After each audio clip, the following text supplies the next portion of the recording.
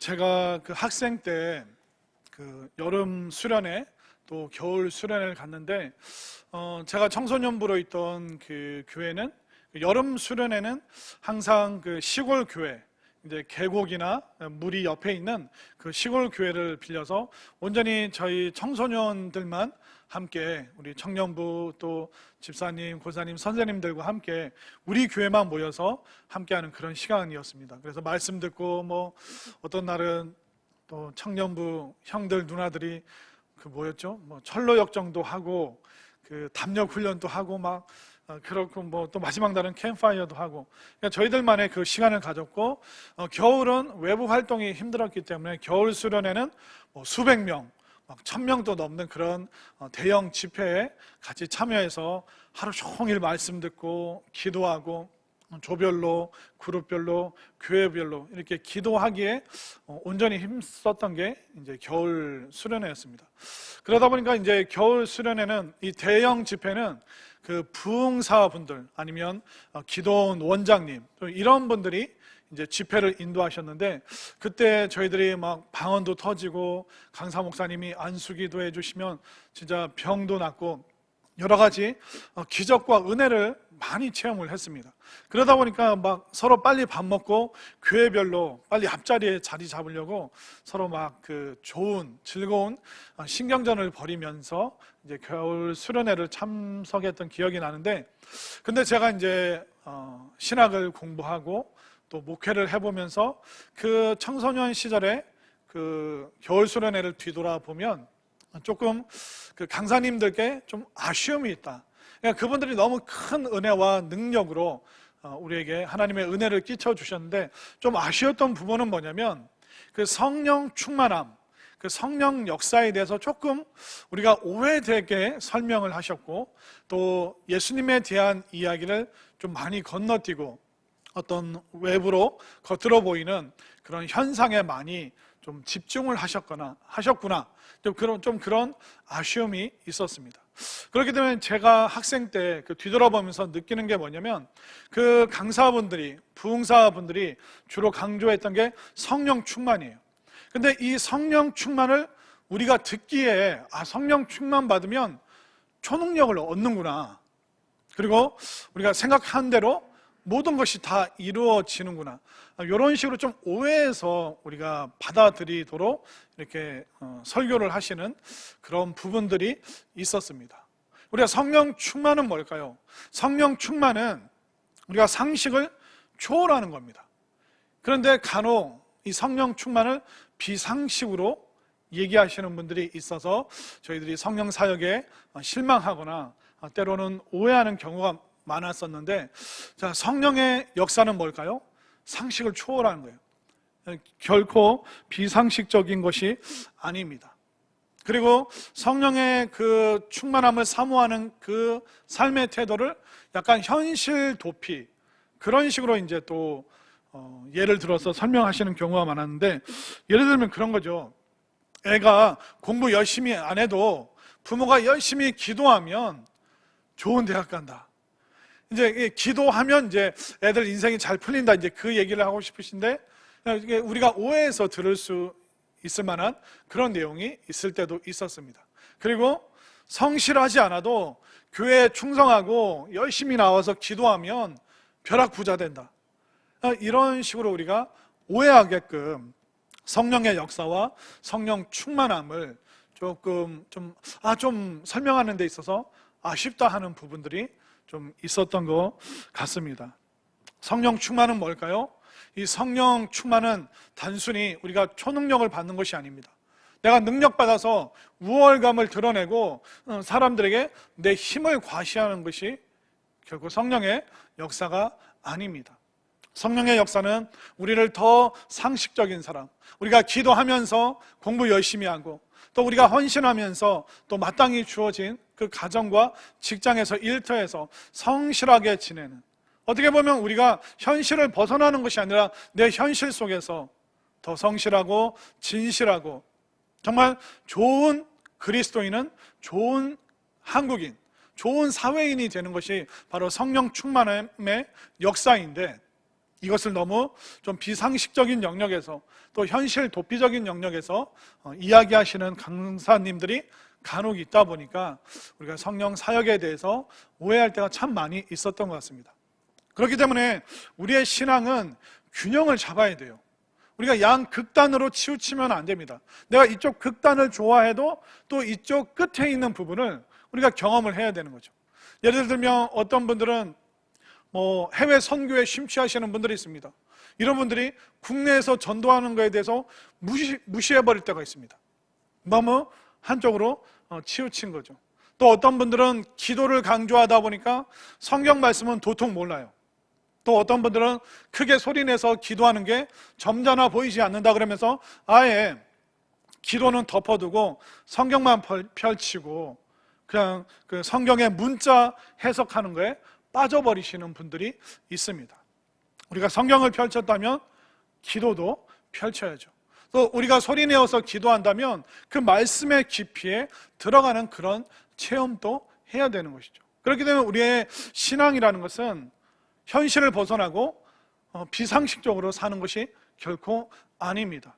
우리의 신앙은 늘 균형 잡힌, 우리가 기도 열심히 했다면 정말 말씀의 그 은혜에 푹 빠져보기도 하고, 또 내가 해외 선교가 즐겁고 짜릿하다면 국내에서 내 이웃에게, 우리 주변 사람들에게 이 전도지를 나눠주는 것, 이것도 소중하다는 것을 동시에 다 우리가 알고 깨달아야 되는 것이죠.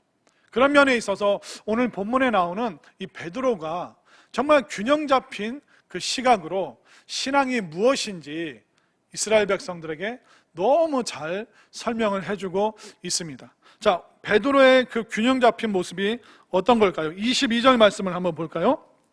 22절, 이스라엘 사람들아 이 말을 들으라. 너희도 아는 바와 같이 하나님께서 나사렛 예수로 큰 권능과 기사와 표적을 너희 가운데서 베푸사 너희 앞에서 그를 증언하셨느니라.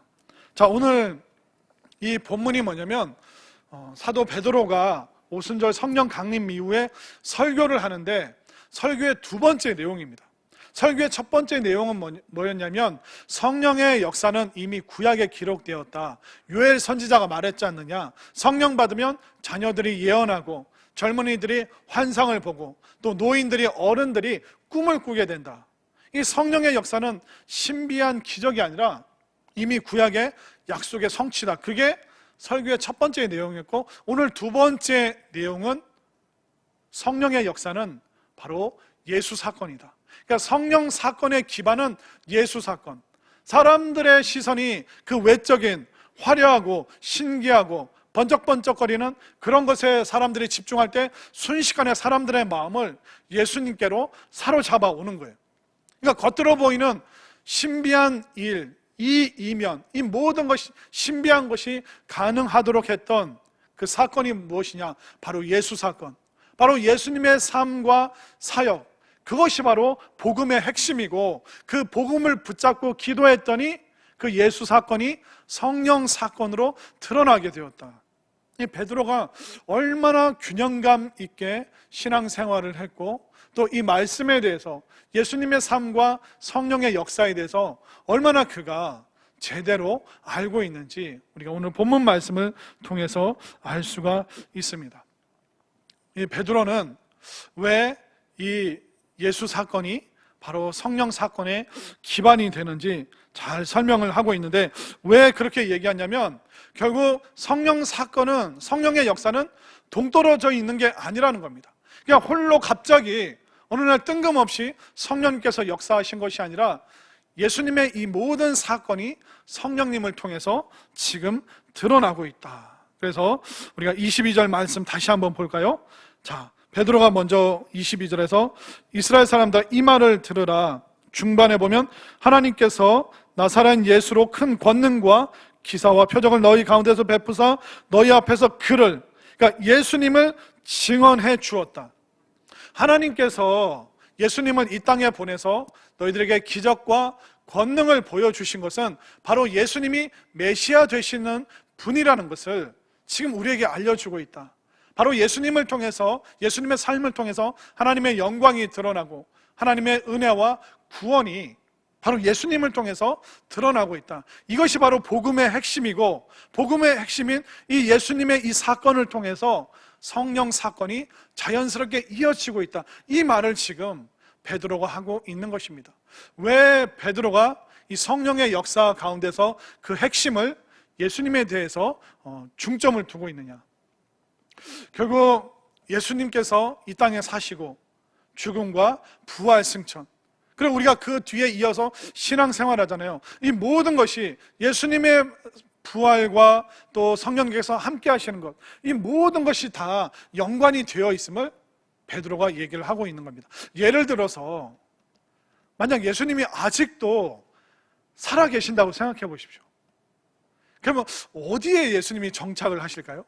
대한민국 중심인 대전에 와서 사실까요? 서울 용산에 사실까요? 예수님이 만약 아직도 계신다면 아마 이스라엘 예루살렘에 사시겠죠. 그럼 여러분들 시간 내서 예수님 만나러 갈까요? 안 갈 거예요? 네, 아마 이번 여전도에 예루살렘 간다, 우리 남전도에 오늘 헌신 예배 끝나고 비행기 타고 예루살렘 간다. 근데 문제가 있어요. 우리만 예수님 보고 싶어 할까요?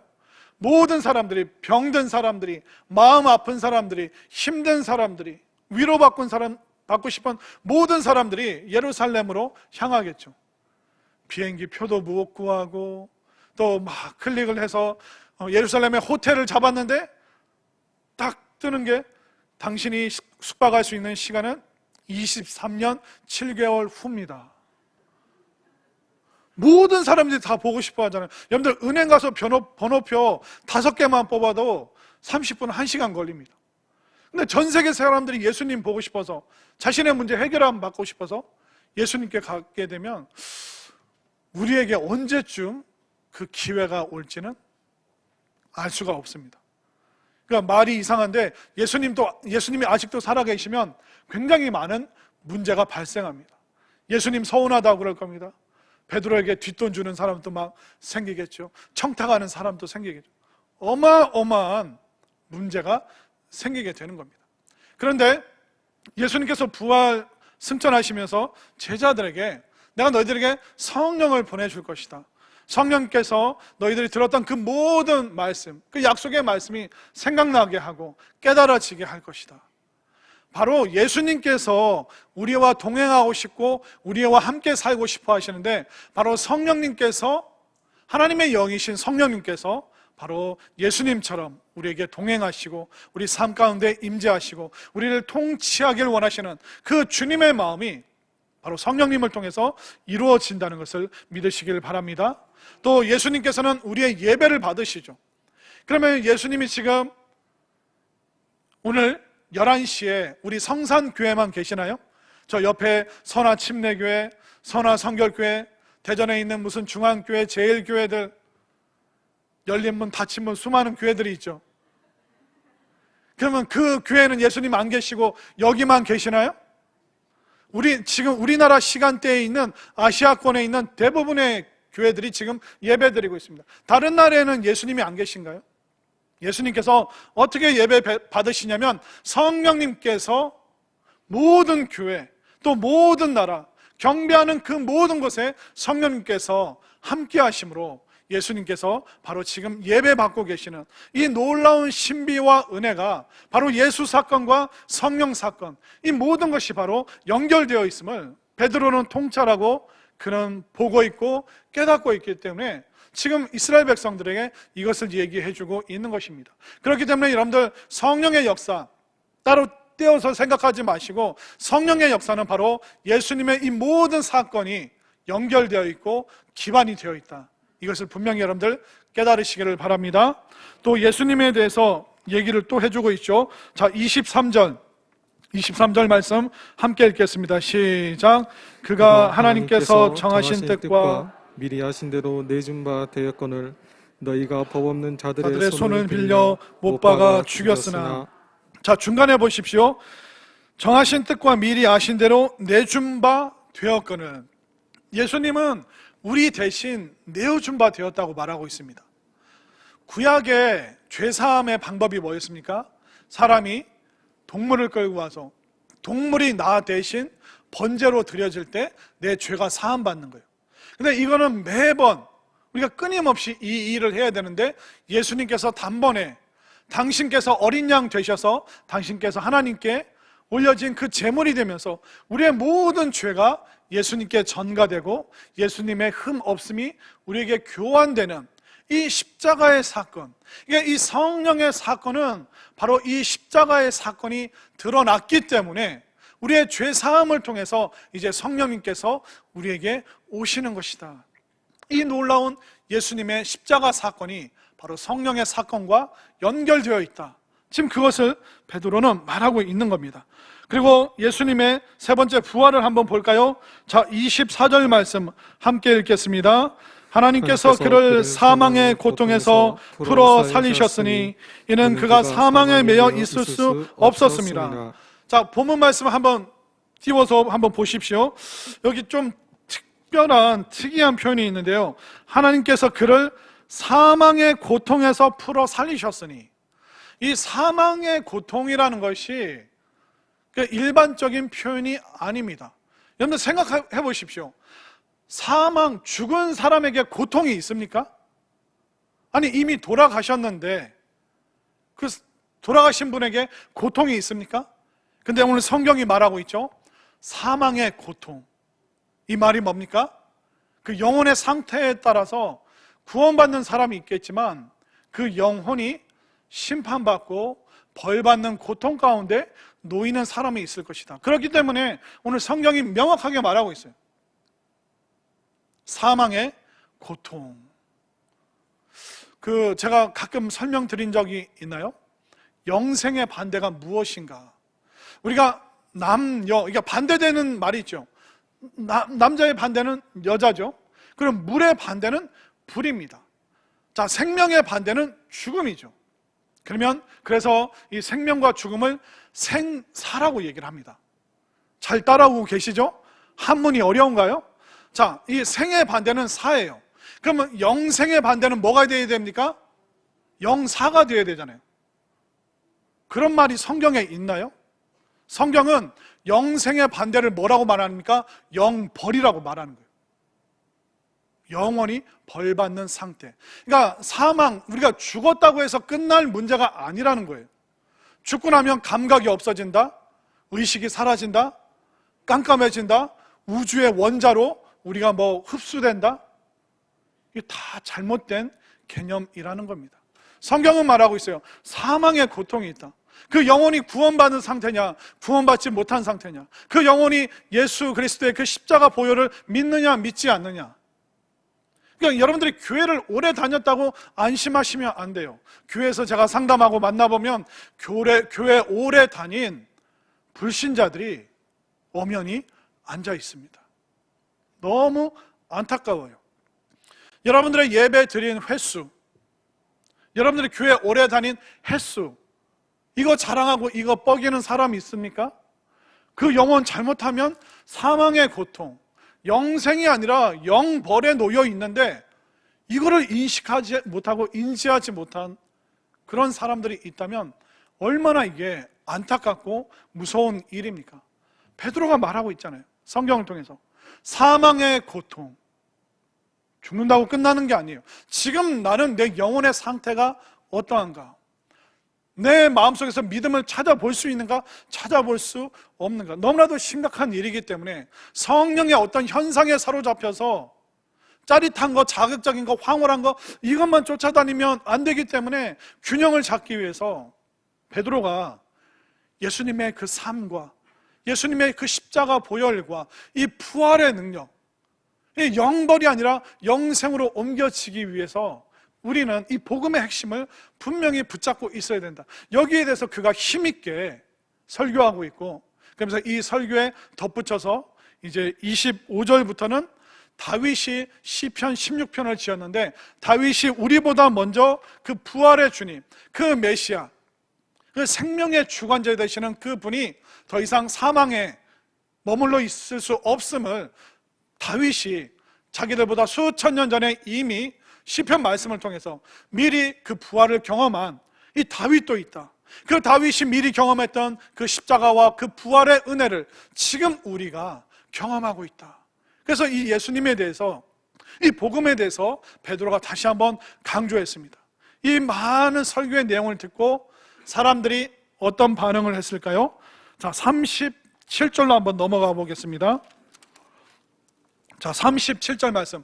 자, 복음을 들은 사람들의 반응입니다. 37절 함께 읽겠습니다. 시작.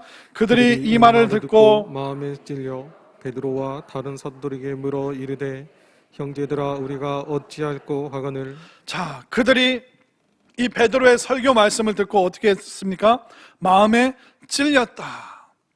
이 베드로의 설교가 이스라엘 사람들의 마음에 그 정곡을 탁 찔렀다는 겁니다. 제가 설교하고 이제 내려가서 인사하다 보면 간혹 어떤 분이 그래요. 어떤 남자 사람이, 아, 목사님, 우리 집에 CCTV 설치했습니까? 우리가 한 주 동안 부부싸움한 거 어떻게 아시고, 우리 애들이 와서 일렀나? 아우, 식은땀 나고 얼굴 빨개가지고 목사님이 계속 나만 쳐다보고 나만 혼내는 것 같아가지고, 아, 오늘 너무 힘들었다고. 목사님 이제 잘할게요. 이제 그러고 이제 가시는 분들을 간혹 보게 됩니다. 여러분들 그럴 때 있죠. 설교 말씀 들으면서 마음이 확 찔리고 불안하고 초조하고, 그거 뭘까요? 제가 여러분들의 삶을 한번 보면 뭐 신통력이 있어서 다 아는 것 같으세요? 물론 그런 능력이 있긴 하지만 제가 쓰진 않아요. 그냥 묻어두고 안 씁니다. 대부분의 목회자들은 그 주어진 순서대로 그 말씀을 가지고 한 주 동안 묵상하고 또 고민하고 연구하면서 사랑의 마음을 담아서, 또 때로는 여러분들을 권면하고 훈계하는 그 간절한 마음을 담아서 설교를 하는 것입니다. 그럼 성령님께서 그 목회자의 마음을 타고 그 언어를 타고 메시지를 타고 여러분들의 마음을 지금 목회자들이 찝어내는 것이 아니라 성령님께서 여러분들의 마음을 찌르고 계시다는 것을 여러분들 믿으시길 바랍니다. 그렇게 열린 마음으로 우리가 설교를 들을 때 그 성령님께서 여러분들의 생각에 가치관을 팍 찌르실 거예요. 때로는 여러분들의 삶의 습관을 찌르기도 하실 거예요. 여러분들 그 좌절한 마음을 찌르기도 하시고, 여러분들의 교만한 마음을 때로는 누르기도 하십니다. 여러분들의 회개하지 않은 그 지갑의 문제를 찌르기도 하시겠죠. 가정 안에 골마 있는 그 종기와 같은 것을 터뜨리기 위해서 성령님께서 설교를 통해서, 메시지를 통해서 여러분들의 마음을 지금 찌르고 계시다는 것을 여러분들 분명히 믿으시기를 바랍니다. 그렇기 때문에 우리가 설교 말씀을 들을 때 여러분들이 관람하는 청중의 자세로 여러분들 설교를 들으시면 안 됩니다. 여러분들 오늘은 좀 들어줄만 하네. 목사님 잘하네. 여러분들 말씀은, 설교는요, 여러분들이 평가하는 게 아니에요. 여러분들이 말씀에 반응을 하셔야지 여러분들이 평가하는 청중이 절대로 아닙니다. 이 예배 가운데 청중은 누구셔요? 하나님께서 지금 여러분들 보고 있는 거예요. 찬양할 때 어떤 모습으로, 기도할 때 어떤 모습으로 고개 숙이고, 설교 들을 때 어떤 마음으로 듣고 있는가. 여러분들이 설교자의 설교를 품평하는 시간이 아니라 여러분들이 관람객 아니에요. 이 관람객 청중이 누구시라고요? 하나님께서 여러분들의 마음과 태도와 자세를 지금 보고 계시다는 거, 이 시각을 여러분들 분명히 갖게 되기를 바랍니다. 그렇기 때문에 설교자는 이 마음 가지고 설교를 준비해야 되고, 또 설교를 듣는 여러분들은 말씀을 평가의 수준으로 여러분들 바라보시면 안 되고, 이 말씀에 여러분들이 매일매일 매주 온전히 반응할 수 있게 되기를 바랍니다. 자, 이렇게 말씀에 반응한 사람들이 뭐라고 이야기를 합니까? 자, 37절 맨 끝에 형제들아 우리가 어찌할꼬. 이게 탄식이 아니라 비명입니다. 비명. 예수 그리스도의 그 십자가와 부활의 복음을 듣게 되니까 큰일 났다. 우리 어떻게 하냐. 이 주님 앞에 우리가 낱낱이 모든 것이 드러났네. 나 이제 끝났다. 나 이제 끝장이다. 이게 바로 말씀을 제대로 들은 사람들의 바로 반응이라는 것입니다. 그러니까 말씀 들으면서 우리가 어떡하지? 하나님 어떻게 하셨지? 나 어떡하지?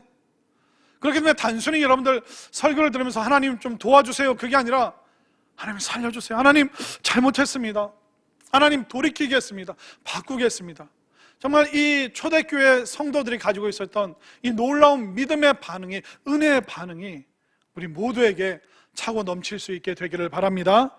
자, 이렇게 중요한 복음의 메시지, 결국 예수 사건이 성령 사건으로 드러났다. 이것이 기반이 되어서 성령 사건이 나타났고, 또 예수 사건의 완성이 무엇이냐? 그것은 바로 성령 사건이다. 이렇게 얘기하면서 지금 이 복음의 핵심에 대해서, 그리고 더 중요한 이 거듭남, 구원이 무엇인가 베드로가 얘기를 하는데, 오늘 4개의 단어를 불러드릴게요. 혹시 여러분들의 삶 가운데 신앙생활하면서 이 4개의 단어 중에 하나라도 빠졌다면, 나 구원 못 받은 거 아닌가? 나 구원을 제대로 체험하지 못한 건가? 여러분들 그렇게 여러분들 스스로를 점검하셔야 돼요. 자, 두근두근거리죠? 자, 38절 말씀 보세요. 38절, 이 4개의 단어가 나옵니다. 함께 읽겠습니다. 시작. 베드로가 이르되 너희가 회개하여 각각 예수 그리스도의 이름으로 세례를 받고 죄 사함을 받으라. 그리하면 성령의 선물을 받으리니. 이 4개의 단어, 바로 회개와 세례, 죄 사함, 성령의 선물. 혹시 여러분들 신앙생활하면서 아직 이 4개 한 번도 경험을 못했고 4개 중에 하나라도 빠졌다면, 오늘 이 시간 여러분들의 구원을 다시 한번 점검하시고, 또 이 4개 중에 뭐라도 약해진 게 있다면, 나 신앙생활 잘못하고 있는 것은 아닌가? 여러분 점검할 수 있는 시간이 되었으면 좋겠습니다. 자, 베드로가 첫 번째 먼저, 우리가 예수님은 십자가와 그 부활을 믿게 되면 첫 번째 우리에게 터져 나오는 게 바로 회개라고 얘기를 합니다. 회개는 단순하지가 않습니다. 회개는 하나님 미안해요, 좀 개면쩍네요, 죄송해요. 회개는 I'm sorry 하는 게 아닙니다. 회개는 정확하게 말하면 뭐냐면 방향을 돌이키는 거예요. 이거 안 되면 아직 우리 회개한 거 아닙니다. 예를 들어 여러분들이 대전에서 시외버스를 타고 서울 가려고 버스를 탔는데, 이 버스가 북쪽으로 안 가고 자꾸 남쪽으로 가고 있습니다. 이거 봤더니 서울 가는 버스가 아니라 부산 가는 버스입니다. 그럼 여러분들 어떻게 하실 거예요? 그러면 빨리 기사분에게 얘기하고 잘못 탔다고, 그럼 내려서 서울 가는 버스를 타고 방향을 돌이켜야죠. 이게 회개라는 겁니다. 회개는 단순히 나 잘못 가고 있네, 잘못 가고 있으면서도 그 죄의 자리에서 벗어나지 않고 있다면 여러분들 회개한 게 아니에요. 그냥 후회한 거죠. 후회랑 회개는 전혀 다릅니다. 여러분들 그 회개하지 않고 그 자리에 계속 그 버스에 머물러 있으면 결국 여러분들은 그게 어느 낭떠러지로 어떤 벌의 심판에 빠지게 될지 우리가 알 수 없는 자리에 있는 것입니다. 그렇기 때문에 이 회개라는 것은 뭐냐면, 잘못 가고 있구나, 그걸 인지했다면 그 죄에서 내려서 반대 방향으로 하나님께서 기뻐하시는 의와 거룩함과 화평이 있는 그 길로 다시 돌이키는 것이 바로 회개임을 여러분들 깨달으시기를 바랍니다. 그런데 왜 회개가 잘 안 될까요? 회개가 안 되는 이유는 뭐냐면, 내가 내 눈으로 나 보면 별 문제가 없어 보여요.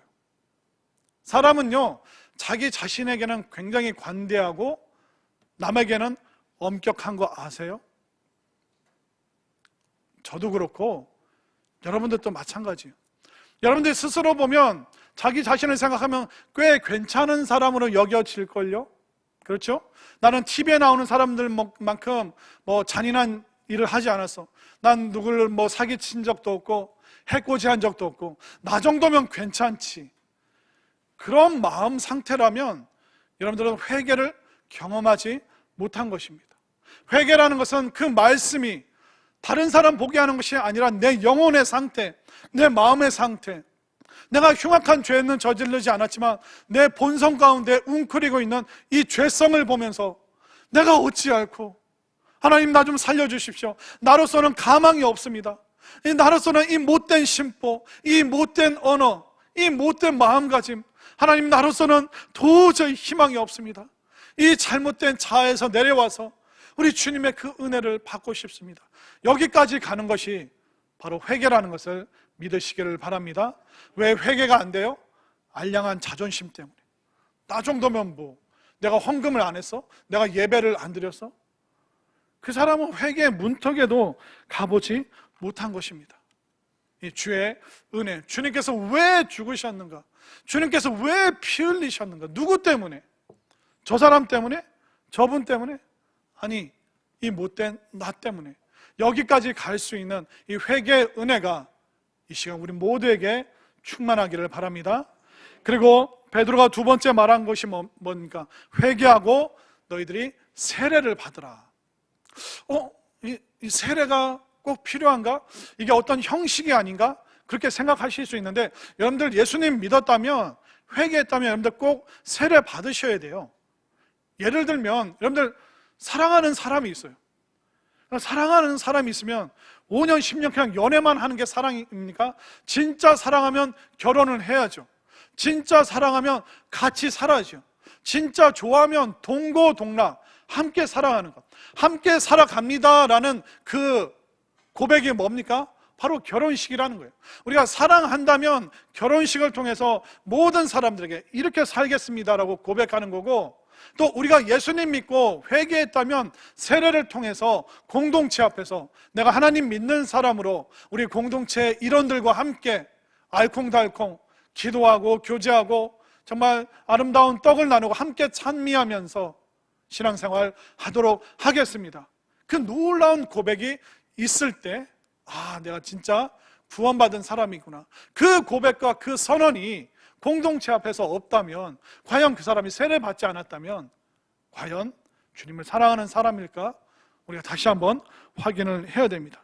여러분들이 이 세례를 통해서 주님과 함께 죽고 또 물 밖으로 나오면서 주님과 함께 살아나는 이 세례의 놀라운 은혜, 이 신비를 여러분들 분명히 잘 깨달으시길 바랍니다. 또 세 번째, 우리의 구원을 확증하는 게 뭡니까? 바로 죄사함이죠. 죄사함이라는 것은 뭐냐면 너희들 앞으로 죄 안 져, 그 말이 아닙니다. 이 죄사함이라는 것은 뭐냐면 법적 선언이에요. 자, 예를 들면 여러분들 대한민국 국민이죠. 자, 근데 이 대한민국 국민 어떻게 되셨습니까? 나는 시험 봐서 대한민국 국민이 됐다. 그런 분 있으십니까? 그냥 대한민국 부모님 밑에서 태어났기 때문에 우리는 대한민국 국민이 되었습니다. 그럼 대한민국 국민이 되었으면 이제는 법규 잘 지키나요? 국민이 되었어도 우리는 실수하고 고통 법규도 또는 잘못을 저지르기도 합니다. 그러나 법적인 선언이 뭡니까? 이런 실수가 있음에도 불구하고 당신이 대한민국 국민이라는 것은 변함이 없습니다. 결국 죄사함이라는 것은 뭐냐면 우리가 앞으로 죄 안 짓는다가 아니라 이 땅에서 너희들은 하나님 나라 백성이 되었다. 너희들은 하나님 나라 시민권자다. 회개하고 세례 받았기 때문에 예수님과 함께 하나님 나라 잔치에 참여할 수 있는 그 권한이 너희들에게 주어졌다. 이것이 바로 죄사함의 은혜라는 것을 여러분들 깨달으시길 바랍니다. 그렇기 때문에 우리가 자격이 없는데 우리에게 그런 신분을 주시는 게 죄사함이에요. 여러분들 대한민국 국민 되는 수준만큼 올라왔습니까? 그렇기 때문에 우리가 구원받는다, 이거는 우리의 수준으로 하는 게 아니에요. 책을 몇 권 읽고 선한 일을 하고 노력하고, 그러니까 구원은 우리의 수준으로 하는 게 아니라 그냥 그 신분이 주어지는 것, 이것이 바로 죄사함의 은혜이기 때문에 지금 우리가 대한민국 국민 은혜로 된 것처럼 은혜로, 예수님의 그 은혜로 하나님 나라 시민권 된, 또 하나님 나라 백성 된 이 확신이 우리 모두에게 넘칠 수 있게 되기를 바랍니다. 그리고 베드로가 말하고 있는 네 번째는 뭡니까? 성령을 선물로 받을 것이다. 성령의 선물은 굉장히 많습니다. 외적인 것도 있고요, 내적인 것도 있습니다. 성령님을 선물로 받는다는 것은 뭐냐면 우리가 방언을 하고 치유받고 귀신이 쫓겨나고 여러 가지 현상으로도 우리가 성령을 선물로 받죠. 근데 성령께서는 우리 내면 세계에도 선물을 주시는데, 내게 강 같은 평화, 내게 바다 같은 사랑, 또 내게 샘솟는 기쁨, 아멘 하시면 참 좋은데, 다시 한번 내게 강 같은 평화, 바다 같은 사랑, 샘솟는 기쁨, 말할 수 없는 평안함, 이거 경험하셨습니까? 그러면 나 구원 받았구나, 나 구원 체험했구나. 성령의 역사를 우리가 외적인 것도 분명히 있습니다. 근데 내적으로 성령님께서 막 우리 마음 가운데 막 교회 가고 싶고, 막 목사님들 보고 싶고, 교회 가서 기도하고 싶고, 막 성도들 보고 싶고, 주일이 기다려지고, 저만 그런가 봐요. 이런 마음들 여러분들 경험하고 체험한 적이 있으시잖아요. 그래서 성령께서 그런 놀라운 은혜를 우리에게 선물로 주셨다는 것은 바로 그 사람이 회개한 사람이요, 세례받은 사람이요, 죄사함 받은 하나님 나라 시민권자이기 때문에 그 시민권자에게 합당한 그 선물을 주실 때 여러분들 이걸 한아름 가득가득 받을 수 있게 되기를 바랍니다. 그렇기 때문에 우리가 신앙생활하면 자꾸 성장해야 돼요. 자꾸 성숙해야 돼요. 맨날 옛날 얘기 20년 전에 30년 전에 받은 게 아니라 오늘 이 시간 정말 내가 회개해야 될 사람이구나, 내가 신앙생활 오래 하면서 무뎌졌구나, 내 속에 딱딱한 그 돌멩이와 같은 바위와 같은 것이 내 마음에 얹혀 있구나. 성령께서 이거 다 깨주시고 나의 이 못된 심령, 나의 이 꼬부라진 마음 하나님 도와주셔서 나를 새롭게 여러분들이 예배 드릴 때마다, 하나님 앞에 나올 때마다 매일매일 이 베드로가 선포하고 있는 이 메시지가 매일 매주 우리의 삶 가운데, 우리 공동체 가운데 경험되면서 이 예수님의 사건이 성령의 사건으로 완성되는, 또 여러분들 삶 속에 이 놀라운 은혜가 펼쳐질 수 있게 되는 그 은혜, 또 복된 삶, 또 성령께서 바람처럼 불처럼 임하셔서 승리하는 우리 모두 될 수 있기를 간절히 소망합니다.